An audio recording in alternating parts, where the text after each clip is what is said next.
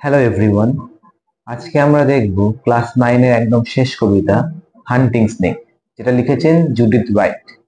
Judith Wright এই কবিতার মাধ্যমে দেখিয়েছেন যে অ্যাকচুয়ালি একটা সাপ মানে স্নেক কিরকম দেখতে, তাদের লাইফস্টাইল এবং তাদের প্রথমবার যখন তারা সাপের সামনাসামনি হয়ে গেছে, সম্মুখে পড়ে গেছিলেন, তখন তাদের কি কি জিনিসপত্র মনে হয়েছে এবং তারা কি জিনিসটা অনুভব করতে পেরেছেন, সেটাই কিন্তু এই কবিতার মাধ্যমে আমাদেরকে দেখানো হয়েছে। তো হান্টিং স্নেক বলতে বোঝানো হচ্ছে যে সাপটা তার অ্যাকচুয়ালি কি শিকারের উদ্দেশ্যে বেরিয়েছে একটা সময়, মানে হঠাৎ করে একদিন কবির সামনে যখন সাপটা পড়ে যায় বা কবির সামনে সাপটা চলে আসে হঠাৎ করে, তখন সেই সাপটিকে দেখে তাদের মনে যে যে ধরনের অনুভূতি তাদের মধ্যে সৃষ্টি হয়েছিল, সেই অনুভূতিগুলোই তিনি অ্যাকচুয়ালি এই কবিতার মাধ্যমে তুলে ধরেছেন আমাদের সামনে। তো এই কবিতাটি পড়ার আগে সবার একবার জানা দরকার জুডিথ রাইট সম্পর্কে। Judith Arundel Wright (1915 to 2000) was an Australian poet and environmentalist. তো অর্থাৎ জুডিথ রাইট ছিলেন একজন অস্ট্রেলিয়ার পোয়েট, একজন অস্ট্রেলীয় নিবাসী, একজন অস্ট্রেলিয়ান পোয়েট অ্যান্ড এনভায়রনমেন্টালিস্ট, অর্থাৎ পরিবেশবিদ, যিনি পরিবেশ সম্পর্কে ভালো জ্ঞান রাখেন বা পরিবেশ সম্পর্কে সচেতনতা বৃদ্ধি করতে চান, অর্থাৎ তিনি পরিবেশবাদী ছিলেন, এটা আমরা বলতে পারছি। Among several collections of her poetry, the most notable are The Moving Image, Woman to Man, The Getaway, and many more. তো বলছে তার বিভিন্ন ধরনের যে পোয়েমের কালেকশন গুলো ছিল, তার মধ্যে কিছু উল্লেখযোগ্য কিছু নোটেবলস তার হচ্ছে কোনগুলো: the moving image, woman to man, the gateway, and আরো অনেক। So the following poem describes the poet's experience of watching a black snake as it makes its way across an area of grassland. এখানে আমরা কি দেখতে পাচ্ছি যে এই following অর্থাৎ এই পোয়েমটা কি ডেসক্রাইব করেছে, কোন বিবরণটা দিয়েছে, যে পোয়েটের এক্সপিরিয়েন্স, পোয়েটের অনুভূতি বা পোয়েটের যে অভিজ্ঞতা, সেই অভিজ্ঞতার বর্ণনা দিয়েছে of watching a black snake, একটা কালো সাপ দেখা। প্রথমবার তিনি যখন একটা কালো সাপের সম্মুখীন হয়ে গেছিলেন, সেই অভিজ্ঞতাটা বা সেই এক্সপিরিয়েন্সটা কিন্তু এখানে বর্ণনা খুব সুন্দরভাবে দেওয়া হয়েছে। As it makes its way across an area of grassland, যখন সেই সাপটি একটা কি তৃণভূমির জলভূমির মধ্যে দিয়ে চলে যাচ্ছিল, একটা পথ অতিক্রম করছিল, সেই সময় তারা যখন তার সামনে চলে আসে বা তারা যখন তাকে দেখতে পায়, তাদের অভিজ্ঞতা বা তাদের অনুভূতিগুলোই এখানে প্রকাশ পেয়েছে। The poet looks on, fascinated, as the snake hunts for food and finally disappears. The poet looks on, অর্থাৎ পোয়েট কিন্তু জিনিসটাকে দেখতে মানে সাপটিকে দেখতেই ছিলেন বা দেখতে থাকছেন অলরেডি। ফ্যাসিনেটেড অর্থাৎ তিনি এতটাই মনোমুগ্ধ হয়ে গেছে, এতটাই আকর্ষিত হয়ে গেছেন সাপটার প্রতি, যে তিনি একভাবে সাপটার দিকেই দেখে যাচ্ছেন এবং তার মনের মধ্যে অনেক কিছু ভাবনা, অনেক কিছু অভিজ্ঞতা মনের মধ্যে বিরাজ করছিল, অনুভূতি বিরাজ করছিল। As the snake hunts for food, যখন কি স্নেকটা খাবারের জন্য শিকার ধরতে বেরিয়েছে, and finally disappears, এবং শেষ কি বলতো কি হয়েছে, সেটি হারিয়ে গেছে মানে অদৃশ্য হয়ে, মানে সেটি তার নিজের শিকারের উদ্দেশ্যে চলে গেছে বলে বলতে পারছি আমরা। সেখানে এই সাপটি ডিসাপিয়ার্স বলতে সে শিকারের উদ্দেশ্যে অন্য জায়গায় চলে গেছে, যেটা কবির চোখের সামনে সে পেরিয়ে গেছে, সেই কথাটাই এখানে ডিসাপিয়ার্স হিসেবে বলা হয়েছে। তো এই কবিতাটা পুরোপুরি ডেসক্রাইব করছে কোন জিনিসটা, প্রথম অভিজ্ঞতাটা, অর্থাৎ কবির যে অভিজ্ঞতা হচ্ছে, সেই অভিজ্ঞতাটাকেই তিনি এখানে কিন্তু কবিতার মাধ্যমে তুলে ধরেছেন। এবার সরাসরি আমরা কবিতায় চলে আসি। ফার্স্ট বলছে, Sun warmed in the late season's grace, under the autumn's gentlest sky. We walked and froze half through a face, the great black snake went reeling by. অর্থাৎ the sun warmed in the late season's grace, এখানে grace বলে আমরা বলতে পারি যে আনুকূল্যে বা কারোর কৃপা বা কারোর দয়ায়। অর্থাৎ sun warmed in the late season's grace, অর্থাৎ সিজনের যে আমরা সিজন সাইকেলটা চলে, সেই সিজন সাইকেলের শেষের দিকে যে অংশটা বা শেষের দিকে সিজন গুলো থাকে, সেই সিজনের মধ্যে কি হচ্ছে, সেই সিজনের আনুকূল্যে তিনি যেন একটা গরম অনুভব করি, মানে সেই সিজনটা কিরকম ছিল, সেই সিজনের শেষের দিকটা কিরকম ছিল, যেন গরম অনুভূতি দিচ্ছিল। অর্থাৎ সেই সময়টাই সানটা খুবই প্রখর রোদ দিচ্ছিল, সেই জন্য কি বলছে, sun warmed in the late season grace, sun কি করছে, সান খুবই উষ্ণ করছে আমাদেরকে এই পরন্ত বা শেষ দিকের সিজনে, শেষ দিকে ঋতুর আনুকূল্যে, শেষ দিকে ঋতুর আনুকূল্যের মধ্যে কি চলছে, সান আমাদের কি খুবই ওয়ার্ম করছে, আমাদের খুব গরম করে দিচ্ছে। আন্ডার দ্য অটামস জেন্টলেস স্কাই, এবং কোন ঋতু চলছে, অটাম অর্থাৎ শরৎকাল চলছে, শরৎকালে জেন্টলেস যে স্কাই, সেই কোমল বা নরম স্কাই, সেই কোমল স্কাইয়ের আন্ডারে এই জিনিসটা কিন্তু ঘটছে। অর্থাৎ আমরা প্রথম মানে পেলাম কি, গ্রেস অর্থাৎ আনুকূল্যে আমরা বলতে পারি।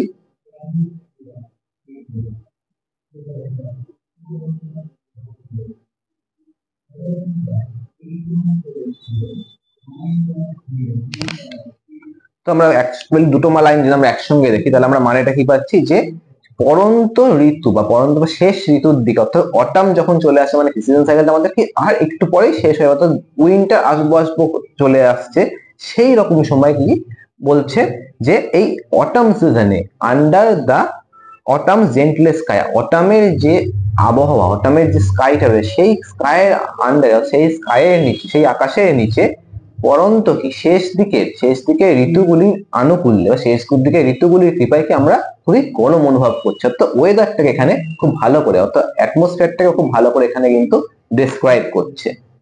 We walked and froze half through a pace, আমরা হাঁটছিলাম, মানে কবি এবং তারপর একজন সঙ্গী অবশ্যই ছিল, কারণ এখানে নিশ্চয়ই তাহলে আমরা বলেছি যেহেতু। তো we walked and froze half through a pace, আমরা হাঁটছিলাম, অ্যান্ড ফ্রোজ, ফ্রোজ মানে আমরা বলতে পারি থেমে যাওয়া, থেমে গেছি, হাফ থ্রু এ পেস মানে এটা হঠাৎ করে আমরা কি গতিটা কমে গেছে, আমাদের পেসটা, আমাদের গতিটা কমে গিয়ে, আমরা গতি কমে গিয়ে হঠাৎ করে আমরা থেমে, আমরা হাঁটতে হাঁটতে হঠাৎ করে থেমে গেছি একটা জায়গায়। The great black snake went reeling by, reeling মানে আমরা বলতে পারি একে বেঁকে চলা।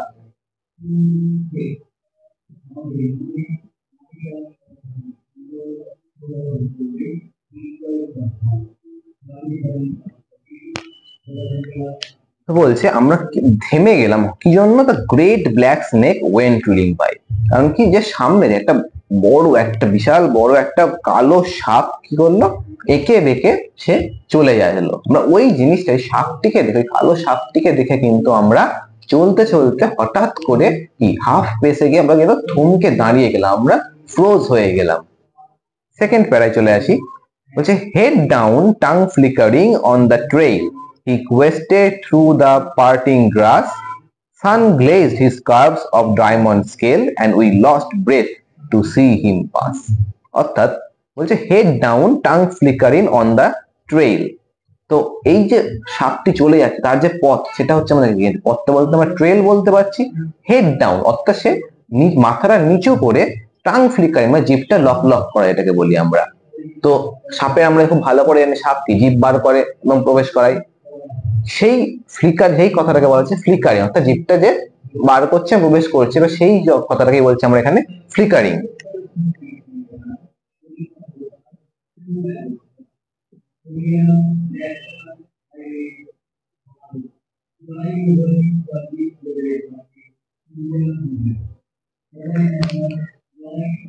হেড ডাউন অর্থাৎ মাথা নিচু করে, জিভ লক লক করতে করতে, অন দ্য ট্রেইল অর্থাৎ সেই পথ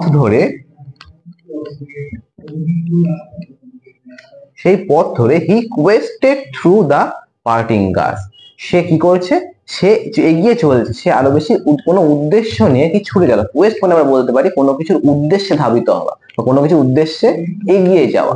তো সেই হিসেবে বলছে হি কোয়েস্টেড থ্রু দ্য পার্টিং গ্রাস, সেই ঘাসের মধ্যে দিয়ে কি করছে, কোনো উদ্দেশ্যে সে চলে যাচ্ছে সামনের দিকে। অর্থাৎ উদ্দেশ্যটা এখানে কোন উদ্দেশ্য, এখানে খাবার খোঁজাটা তার উদ্দেশ্য যেহেতু সাপের, তো সেই হিসেবে বলছে যে সে যেন কোনো উদ্দেশ্য নিয়ে চলে যাচ্ছে সেই ঘাসের মধ্যে দিয়ে জিভ লক লক করতে করতে। Sun glazed his curves of diamond scale, sun কি করছে, সান অর্থাৎ যে সূর্যটা সেটা রোদ দিচ্ছে, অর্থাৎ সূর্যের রোদে কি হচ্ছে, গ্লেজ হিজ কার্ভস অর্থাৎ তার যে শরীরটা, তার যে কার্ভস গুলো, অর্থাৎ তার যে খাঁজগুলো রয়েছে শরীরে, বা তার যে বেঁকে থাকা বডিটা রয়েছে, সেই কার্ভস গুলোতে কি হচ্ছে, সূর্যের আলো সেগুলো গ্লেজ করছে, সূর্যের আলো সেগুলো চকচক করছে। অফ ডায়মন্ড স্কেল অর্থাৎ তার যে, আমরা জানি কি সরীসৃপ প্রাণী হলে তার গাটা কিরকম হয়, একটু আঁশ দ্বারা ঢাকা হয়, তো সেই স্কেলটাকে সে কবি তুলনা করছেন কির সঙ্গে, ডায়মন্ডের সাথে। তার কবির দেখে মনে হচ্ছে যেন এটা খুবই একটা উজ্জ্বল বর্ণের একটা স্কেল, উজ্জ্বল বর্ণের একটা আঁশ, এবং যাতে সূর্যের আলোটা পড়ে যেন কি হচ্ছে, সেটা আরো বেশি চকচক করছে। তিনি এই কথাটা কার উদ্দেশ্যে বলছেন? সাপটার বডিটা দেখে, অর্থাৎ সাপটার যে শরীরটা রয়েছে তারপর যে আলোটা পড়ছে সেইটা দেখে তিনি এই বর্ণনাটা করছেন। And we lost breath to see him pass. এবং এই জিনিসটা দেখে, এই চকচক করতে থাকা সাপটাকে দেখে রোদের মধ্যে আমরা যেন আমাদের শ্বাসটাই হারিয়ে ফেললাম, টু সি হিম পাস, তাকে বয়ে যেতে বা তাকে এগিয়ে যেতে দেখে আমাদের যেন নিঃশ্বাসটা যেন বন্ধ হয়ে আসে, আমাদের নিঃশ্বাসটা যেন আমরা হারিয়ে ফেলছিলাম ওইখানে। What track he followed, what small food fled, living from his fierce intent. We scarcely thought, still as we stood, our eyes went with him as he went. তো বলছে what track he followed, what small food fled, living from his fierce intent. মানে যেই পথটা সে follow করছে, যেই ট্রেলটা বা যেই পথটা সে অনুসরণ করে এগিয়ে যাচ্ছে খাবারের শিকার করার উদ্দেশ্যে, তো সেই পথটার থেকে কি হচ্ছে, small food fled living from his fierce intent. অর্থাৎ সেইখানেও কিন্তু বিভিন্ন ধরনের পোকামাকড়, বিভিন্ন ইনসেক্ট বা বিভিন্ন সাপের যে খাদ্যগুলো হয়, অর্থাৎ বিভিন্ন পোকামাকড় বলতে পারি, ব্যাঙ বলতে পারি, খরগোশ, যাই হোক যে ধরনের জিনিসপত্রগুলো সাপ খায়, সেই খাদ্যগুলো, অর্থাৎ সেই যে কোনো ছোটখাটো খাদ্যগুলো কি করছে, fled living from his fierce intent. তার যে হিংস্র যে মনোবৃত্তি, সেই মনোবৃত্তির থেকে বা সেই প্রবৃত্তির থেকে তারা যেন পালিয়ে বাঁচতে চাইছে। অর্থাৎ যেই পথেই সাপটি চলে যাচ্ছে, সেই পথে যে প্রাণী বসবাস করুক না কেন, তার খাদ্য যারা, সেই যে প্রাণী বসবাস করুক না কেন, সে কি করছে, সে যেন ওই হিংস্র বা ফিয়ার জিনিসটা থেকে, ভয়ঙ্কর জিনিসটার থেকে দূরে পালিয়ে চলে যেতে চাইছে। অর্থাৎ ফিয়ার্স মানে আমরা বলতে পারি ভয়ঙ্কর বা হিংস্র।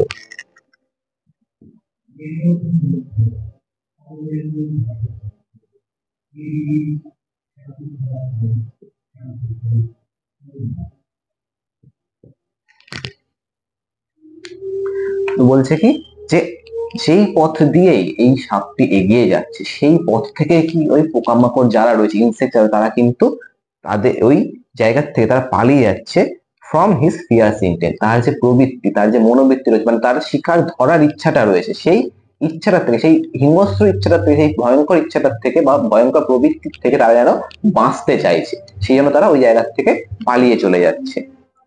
উই স্কার্সলি থট, আমরা যেন ক্ষণিকের জন্য এই চিন্তাটা আমাদের মাথায় এলো, আমরা খুব ভাবারও যেন সময় পেলাম না। এই স্কার্সলি বলতে কি, খুবই ক্ষণিক বা খুবই না পাওয়া জিনিসটার উদ্দেশ্যে কিন্তু বলা হয় যে উই স্কার্সলি থট, মানে আমরা ভাবারও ঠিক সময়টা পেলাম না, ক্ষণিক সময় পেলাম, আমরা যেন ভাবার সময়টাই আর পেলাম না, এই কথাটা। Still as we stood, our eyes went with him as he went. আমরা স্টিল দাঁড়িয়ে আছি, আমরা ওই ভাবতে ভাবতে, ওই ছোট্ট ভাবার সময়টা যেন পেলাম না, আমরা কিন্তু দাঁড়িয়ে রয়েছি, স্থির ভাবে আমরা দাঁড়িয়ে রয়েছি শুধু। Our eyes went with him as he went, কিন্তু আমাদের চোখটা, আমাদের বডিটা যেন স্থির রয়েছে, কিন্তু আমাদের চোখটা কি হচ্ছে, আমাদের চোখটা ওই সাপটা যেমন চলে যাচ্ছে, ওই সাপের সাথে সাথে আমাদের চোখটাও যেন তার দিকেই আরো বেশি চলে যাচ্ছে, তো আমরা চোখটা ওই সাপটাকে অনুসরণ করছে, ফলো করছে, এই কথাটাই কবি বলেছেন। তো লাস্ট প্যারা বলছে, cold dark and splendid he was gone into the grass that hid his prey. We took a deeper breath of day, looked at each other and went on. তো বলছে cold, dark and splendid he was gone. সাপটাকে কি বিশেষণ দিচ্ছেন কবি এখানে? Cold অর্থাৎ শীতল, শীতল হতে পারে আমরা অবশ্যই জানি, তো সেই কোল্ড, ডার্ক অর্থাৎ কালো, and splendid অর্থাৎ দুর্দান্ত দেখতে, অর্থাৎ তিনি দেখে জিনিসটাকে, যতই সাপ হোক, হিংস্র হোক, কিন্তু তার প্রকৃতির যে কোনো জীবই নিজেদের কিছু বৈশিষ্ট্য বহন করে থাকে, তো এবার সেই জিনিসটাকে দেখলো, সাপও যখন সূর্যের আলো, সাপের আঁশগুলো যখন চকচক করে, তখন তাকে দেখলেও কিন্তু একটা দুর্দান্ত অভিজ্ঞতা তৈরি হয় আমাদের মধ্যে। তো সেই অভিজ্ঞতা থেকে কবি এখানে বলছেন যে এটা স্প্লেন্ডিড অর্থাৎ শীতল হোক, কালো এবং খুবই দুর্দান্ত, হি ওয়াজ গন, সাপটি চলে গিয়েছে। Into the grass that hid his prey, prey মানে আমরা বলতে পারি শিকার।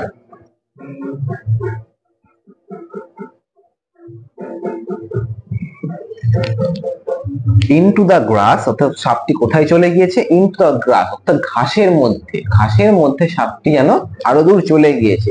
দ্যাট হিড হিজ প্রে অর্থাৎ কবি মনে করছেন কি, যে ঘাসের মধ্যেই ওই তার যে শিকার, তার যে ইনসেক্ট, যারা যেগুলো সাপ খাদ্য হিসেবে গ্রহণ করে, সেই ইনসেক্টগুলো যেখানে লুকিয়ে রয়েছে সেই তার মধ্যেই কিন্তু সাপটাও চলে গিয়েছে। তো একটু আমরা কি দেখতে পাচ্ছিলাম যে সাপকে দেখে ইনসেক্ট গুলো যারা ছিল বা তার খাদ্য যারা হতে পারছে সেই জীবগুলো তারা পালিয়ে যাচ্ছিল, এবং সেই পালিয়ে যাচ্ছে যে ঘাসের মধ্যে দিয়ে তারা পালিয়ে যাচ্ছিল সেই ঘাসের মধ্যেই কিন্তু সাপটিও চলে গেছে।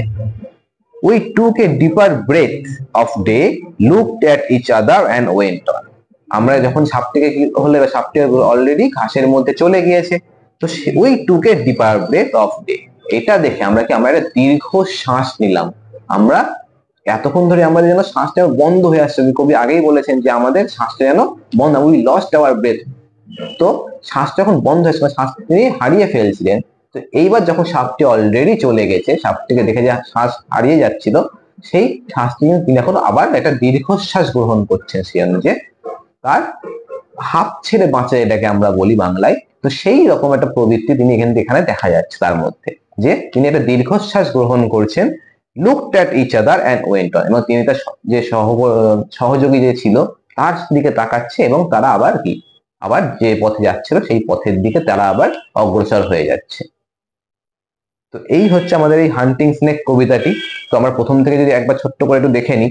প্রথমে বলেছেন যে ওখানকার অ্যাটমসফিয়ারটা কেমন ছিল, এবং হঠাৎ করে সাপটি এসে যাওয়ায় তিনি কিরকম অনুভব করলেন, এবং তারপরে আমাদের পরের স্ট্যান্ডায় কি আমাদের সাপটির যে বর্ণনা সেটা কিন্তু তিনি খুব ভালোভাবে দিয়েছেন, যে সাপটিকে কেমন দেখতে লাগছিল, সাপটির প্রবৃত্তিটা কিরকম ছিল, এবং থার্ড তিনি দেখিয়েছেন কি যে সাপটি কি জন্য, অর্থাৎ হান্টিং স্নেক যে নামটা দেওয়া হয়েছে, হান্টিং কথাটার কিন্তু থার্ড স্ট্যান্ডার্ডে কিন্তু বিশ্লেষণটা ভালোভাবে করেছেন, যে তিনি বলছেন যে এখানে এই সাপটি কি কি করতে এসছে, অর্থাৎ কি উদ্দেশ্য নিয়ে সাপটি বেরিয়েছে, অর্থাৎ হান্ট করতে বেরিয়েছে। সেই হান্টিং স্নেক নামটাও কিন্তু এখানে তিনি প্রমাণ করেছেন, যে যথার্থ নামটা তিনি কিন্তু এখানে দিয়েছেন, সেটাও কিন্তু তিনি এখানেই দেখিয়ে দিচ্ছেন। লাস্ট স্ট্যান্ডে যদি আমরা দেখি যে সাপটি চলে গেছে অলরেডি জঙ্গলের মধ্যে অর্থাৎ ঘাসের মধ্যে দিয়ে, এবং সেটা দেখে তিনি একটা পরম শান্তি লাভ করেছেন, তিনি দীর্ঘশ্বাস ফেলেছেন, এবং তারপরে কি আবার যে উদ্দেশ্য নিয়ে তিনি গন্তব্যের দিকে যাচ্ছেন আবার সেই গন্তব্যের দিকে কিন্তু তিনি অগ্রসর হয়ে গেছে। তো এই হচ্ছে আমাদের hunting snake by Judith Wright. এই কবিতাটি আমাদের এই পর্যন্তই শেষ। এবার আমরা সরাসরি চলে আসি এই কবিতার কিছু এক্সারসাইজের দিকে। তো ফার্স্ট এক্সারসাইজ বলছে take the correct answer from the given alternatives, অর্থাৎ সঠিক উত্তরটি বেছে নিয়ে লেখো। তো first question, the poet was sun warmed under the gentlest sky of. Poet কি, পোয়েট ছিলেন sun warm under the gentlest sky of, অর্থাৎ কোন আকাশে বা কোন ঋতুর আকাশের কথা তিনি প্রথমে বলেছেন। তিনি প্রথমে আমরা দেখেছি যে তিনি অটাম ঋতুর কথা বলেছেন, অর্থাৎ শরৎকালের কথা বলেছেন। তো অপশন সি অটামটাই কিন্তু এখানে আমাদের সঠিক উত্তর হিসেবে আমরা লিখব। Second question, the colour of the snake ওয়াজ, কবি কোন কালারটার কথা বলেছে, সাপটা কিরকম দেখতে, কি রঙের দেখতে, অর্থাৎ আমি প্রথমে দেখি যে তিনি ডার্ক বা ব্ল্যাক বলেছেন। তো এখানে আমরা যেহেতু ডার্ক নেই ব্ল্যাকই রয়েছে, তো প্রথমেই আমরা কি বলবো যে ব্ল্যাক, ব্ল্যাক হয়ে যাবে এখানকার কিন্তু সাপটির কালার সঠিক উত্তর। Third question, the tongue of the snake was, tongue অর্থাৎ সাপের যে জিভটা ছিল সেই জিভটা কি করছিল, জিভটা অলরেডি প্রথমে আমরা দেখেছি লক লক করছিল, অর্থাৎ আমরা বলতে পারি যে এটা flickering.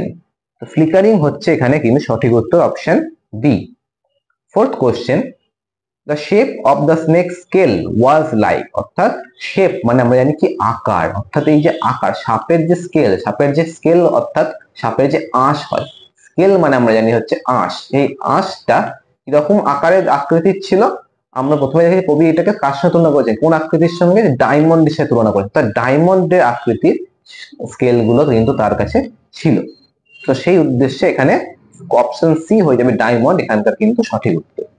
Question number 5, according to the poet the intent of the snake was, কবির মতে ইন্টেন্ট অর্থাৎ তার যে প্রবৃত্তি, যে মনোবৃত্তি, সেই মনোবৃত্তিটা কিরকম ছিল, তার লক্ষ্যটা কি ছিল, যে the intent of the snake was কি, খুবই ফিয়ার, খুবই হিংস্র ছিল, অর্থাৎ সে চাইছিল কি খাদ্য গ্রহণ করতে, হান্ট করতে, শিকার করতে, যে শিকারের জন্য সে ফিয়ার্সলি ইন্টেন্ট নিয়েছিল, ফিয়ার্স হয়েছিল, সে খুবই রেগে বা প্রধানমত্ব বলতে পারি বা হিংস্র বলতে পারি আমরা, সেই ফিয়ার্স অপশন ডি কিন্তু এখানে সঠিক উত্তর। কোশ্চেন নাম্বার 6 বলছে the snake finally disappeared into, তো সাপটি শেষমেশ কোন দিকে অদৃশ্য হয়ে গিয়েছিল, কোন দিকে চলে গিয়েছিল, সে কিন্তু ঘাসের মধ্যে আবার চলে গিয়েছিল। তো option B grass is the right answer. তো এক্সারসাইজ 2 আসছে এবার। এক্সারসাইজ 2 তে বলছে answer the following questions within 25 words, অর্থাৎ 25 খানা ওয়ার্ডের মধ্যে আমাদেরকে এই প্রশ্নগুলোর উত্তর দিতে হবে। First question, how did the snake appear as it was moving through the grass?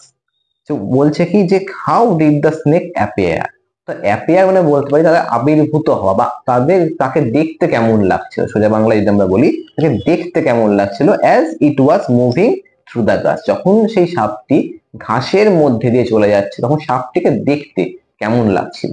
তো আমরা এখান থেকে শুরু করতে পারি যে as it was moving through the grass the snake was, প্রথমে কি আমরা যে এক্সট্রা অংশটুকু রয়েছে as it was moving, as the snake was moving through the grass, এটা আমরা বলতে পারি। তারপর আমরা কি সাবজেক্টে আসবো যে the snake, এটা হচ্ছে আমাদের সাবজেক্ট, যেহেতু পাস্ট টেন্স সেহেতু আমরা পাস্ট টেন্সে উত্তরটা আমাদের কিন্তু লিখতে হবে। তাহলে আমরা শুরু করতে পারি এরকম ভাবে যে as it was অথবা as the snake was moving through the grass the snake appeared অথবা the snake looked like, এটা দিয়েও আমরা বলতে পারি এরকম the snake was কি tongue flickering on the trail and the head was down, অর্থাৎ সে মাথা নিচু করে সে কি করছে না, মাথা নিচু করে জিভ লক লক করতে করতে সে যেন এগিয়ে যাচ্ছিল। আমাদের এই জিনিসটাই বলতে হবে এখানেও যে যখন সে এগিয়ে যাচ্ছিল তখন কি কি দেখতে পাচ্ছিলাম, সে নিজের জিনিসগুলো দেখা গেছে এবং তার সাথে সান যখন তার উপরে পড়েছিল তখন যে জিনিসটা হয়েছিল, অর্থাৎ and দিয়ে আমরা যুক্ত করতে পারি and sun glazed his curves of diamond scale, এটাও আমরা কিন্তু আসলে অ্যাড করতে আমাদের হবে, যেহেতু পুরো ঘটনাকে দেখতে কেমন লাগছে শুধু যে সাপ যে কাজটুকু করে সেটুকু আমাদের বললে হবে না, আমাদের সাপটিকে পুরোপুরি ভাবে বর্ণনা করতে হবে। সাপটি হেড ডাউন করে জিভ লক লক করতে অর্থাৎ টাং ফ্লিকারিং করতে করতে সে এগিয়ে যাচ্ছিল এবং তার সাথে কি সান গ্লেজড হিজ ডায়মন্ড স্কেল, অর্থাৎ সানের দ্বারা অর্থাৎ সূর্যের দ্বারা তার যে ডায়মন্ডের মতো স্কেল গুলো আঁশগুলো ছিল সে আঁশগুলো কিন্তু চকচক করছে, এটা আমাদের পুরোটাই বলে দিতে হবে। তো সেকেন্ড কোশ্চেন এবার আমরা চলে আসি। সেকেন্ড কোশ্চেন বলছে what did the poet and her companions do when the snake was gone? যে পোয়েট এবং তার সঙ্গী যে ছিলেন তারা কি করলেন হোয়েন দ্য স্নেক ওয়াজ গন, যখন সাপটি চলে গেল, অর্থাৎ যখন সাপটি তাদের সামনে থেকে পেরিয়ে গেল তখন পোয়েট অর্থাৎ কবি এবং তার সঙ্গী কি করলেন। তো আমরা এখান থেকে শুরু করতে পারি যে হোয়েন দ্য স্নেক ওয়াজ গন, আবার সেই এক্সট্রাটুকু আমরা আগে লিখে দেবো, তারপর আমরা সাবজেক্ট দিয়ে তারপর আমরা উত্তরটা শুরু করতে পারি। তো বলছে কি যে হোয়েন দ্য স্নেক ওয়াজ গন, এটাতে আমরা শুরু করতে পারি the poet and her companions, তারা কি করলেন they took the poet and when the snake was gone the poet and his companion took a deeper breath of the day, looked at each other and went on, তারা কি করলো তারা একে অপরের দিকে একটা দীর্ঘশ্বাস নিল, একে অপরের দিকে তাকালো এবং তারা আবার কি নিজেদের গন্তব্যের দিকে নিজেদের উদ্দেশ্যের দিকে আবার তারা চলে গেল। এইটুকু হচ্ছে লিখলেই আমাদের কিন্তু এই অ্যান্সারটাও কমপ্লিট হয়ে যাবে। তো এরই সাথে আমাদের hunting snake by Judith Wright এই কবিতাটি উইথ এক্সারসাইজ পুরোটাই কিন্তু আমাদের কমপ্লিট হয়ে গেল। এরপরে যদি তোমাদের কোনো রকম ডাউট থাকে আমাকে অবশ্যই কমেন্টে জিজ্ঞেস করতে পারো, আমি কিন্তু অবশ্যই সময় মতো ঠিকই তোমাদেরকে তার অ্যান্সার প্রোভাইড করিয়ে দেবো। এবং এছাড়াও যদি তোমরা যোগাযোগ করতে চাও তাও আমাকে যোগাযোগ করতে পারো, ডেসক্রিপশন বক্সে লিংক দেওয়া থাকবে। এবং যদি কোনো ডাউট থাকে তো অবশ্যই আমি কমেন্ট করে জানাও। এছাড়া আবার নেক্সট কোনো টপিক নিয়ে আমাদের নতুন ভিডিওতে দেখা হচ্ছে।